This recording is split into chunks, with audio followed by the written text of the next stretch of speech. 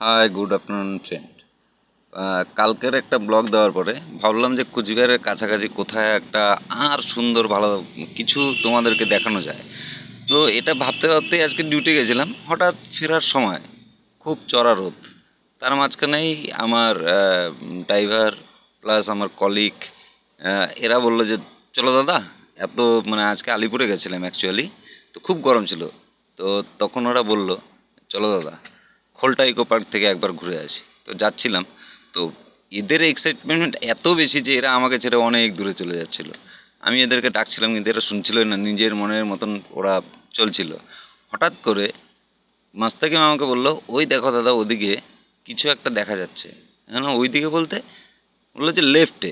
হ্যাঁ না, তাই নাকি? বললো যে, আমি বললাম তো ওখানে হরিণ আছে হয়তো। বললো হ্যাঁ হ্যাঁ হ্যাঁ হরিণই। আমি বললাম ঠিক আছে চলো যাওয়া যাক। একবার আমি যখন হরিণ দেখবো, আমার ফ্রেন্ডরা হরিণ দেখবে না? এত কাছাকাছি কুচবিহারে হরিণ আছে, এটা যারা না জানে, কিন্তু না জানানোর কিছু নেই, কিন্তু হরিণ যে এত চালাক বাবা, যেই আমাকে দেখলো এক লাফে দূর। আমি ভাবলাম যে না, এত কাছে যখন চলে এসেছি আমি নিজেও দেখব, আমার ভিডিওর দ্বারা যারা জানে না বা যারা এখনও পর্যন্ত এত কাছ থেকে দেখেনি তাদেরকেও দেখাবো। তা আমি আস্তে আস্তে আস্তে আস্তে আস্তে আস্তে আস্তে আস্তে এগিয়ে গেলাম।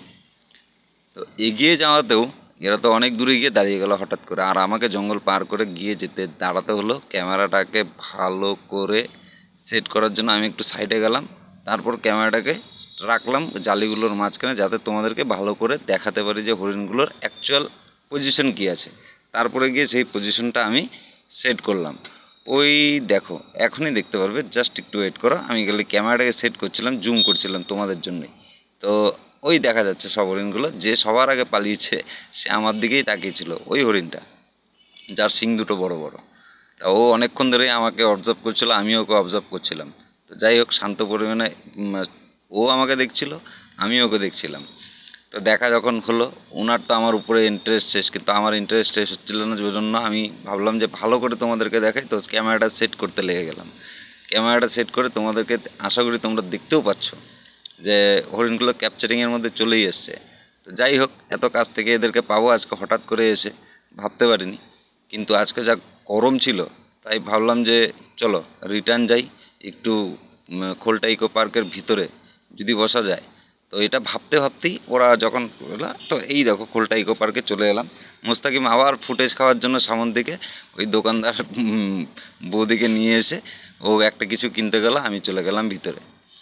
যাচ্ছি, ইন্টারেস্ট নেওয়ার পরেই বাঁদিকে দাঁড়িয়ে ছিল মিঠু, আমার কলিগ। আর আমি বাঁদিকের সাথে সাথে তোমাদেরকে এটা দেখাতে যাচ্ছিলাম যে এখানে বাচ্চাদেরও খেলার জন্য অজস্র জিনিসপত্র আছে। তারপরে সামনের ম্যাডাম, এই ম্যাডামই টিকিট কেটে দিল আমাদেরকে।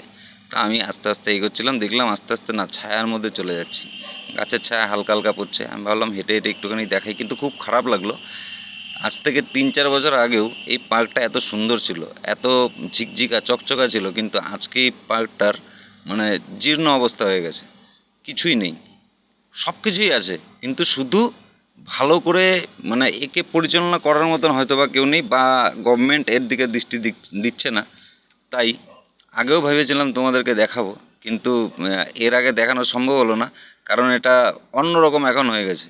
এর আমি চাইবো গভর্নমেন্টের কাছে, প্লাস তোমাদেরকেও বলবো, এর জন্য তোমরাই অ্যাপিল করো যাকে এই পার্কটাকে আবার আগের মতন সুন্দর করে সাজানো হয়। খুব সুন্দর হবে, তাহলে এই পার্কটা কুচবিহারের একটা ঐতিহ্য আরেকটা তৈরি হয়ে যাবে। ওকে, টাটা, বাই বাই। আজকের মতন এখানেই তোমাদের জন্য শেষ করছি। নতুন কিছু নিয়ে অবশ্যই আমি আসতেই থাকবো। Tata, bye bye bye bye.